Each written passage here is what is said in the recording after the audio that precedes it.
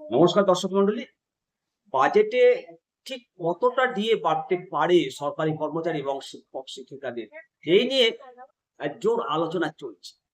বন্ধুরা, নতুন সরকারের মাননীয় অর্থমন্ত্রী শ্রী স্বপন দাশগুপ্ত মহাশয় এবং রাজ্যের মাননীয় মুখ্যমন্ত্রী শ্রী শুভেন্দু অধিকারী মহাশয় রাজ্য সরকারি কর্মী সংগঠনগুলোর সাথে বৈঠক সেরেছেন।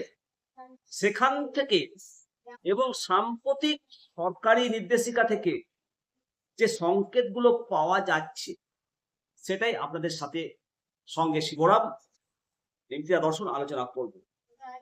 আমরা যদি সুপ্রিম কোর্টের নির্দেশিকা অনুসারে 2008 থেকে 2009 সালের মধ্যবর্তী সময়ে যে ডিএ মেটানোর প্রক্রিয়া ইতিমধ্যে শুরু করেছে, প্রথম ধাপ 2026-এর মার্চ মাসে অর্থ দপ্তরের যে বিজ্ঞপ্তি 9996F জারি করা হয়েছিল, সেখান থেকে 16 থেকে 19 বকেয়া দিয়ে দুটো কিস্তি দেওয়া হবে এবং প্রথম কিস্তি মার্চ মাসে, দ্বিতীয় কিস্তি সেপ্টেম্বর 2026-এ দেওয়া হবে। গ্রুপ ডি কর্মীদের সরাসরি ক্যাশ, এবিসি কর্মীদের প্রভিডেন্ট ফান্ডে জিপিএফ এর টাকা ক্রেডিট করার নির্দেশ রয়েছে। এবার বাজেটে নতুন করে কতটা নিয়ে ঘোষণা হতে পারে। আমরা ফেব্রুয়ারি 2026-এর যে ইন্টেরিয়াম বাজেট ছিল, সেই বাজেটে রাজ্য সরকারি কর্মীদের জন্য 4% দিয়ে বৃদ্ধি করা হয়েছিল। এর ফলে 14 থেকে বেড়ে সেটা 18-তে পৌঁছেছে।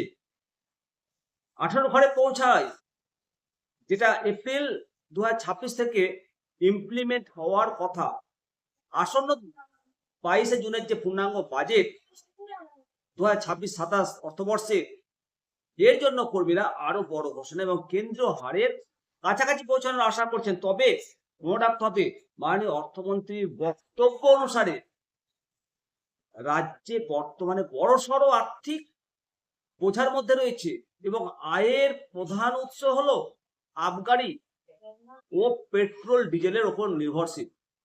মাননীয় অর্থমন্ত্রী স্পষ্ট জানিয়েছেন যে একদিনে সব বকেয়া বা কেন্দ্রীয় সমহারে পৌঁছানো সম্ভব নয়, তবে তিনি সমস্যা খুঁটিয়ে দেখছেন। কেন্দ্রীয় হারের সাথে রাজ্য সরকার যে বিশাল ফারাক রয়েছে তা একেবারে মেটানো না গেলেও পূর্ণাঙ্গ বাজেটে কর্মীদের ক্ষোভ কমাতে, ক্ষোভ প্রশমন করতে এবং সুপ্রিম কোর্টের নজরদারি এড়াতে 4% থেকে 6% নতুন দিয়ে ঘোষণা করার একটা সম্ভাবনা উড়িয়ে দেওয়া যাচ্ছে না।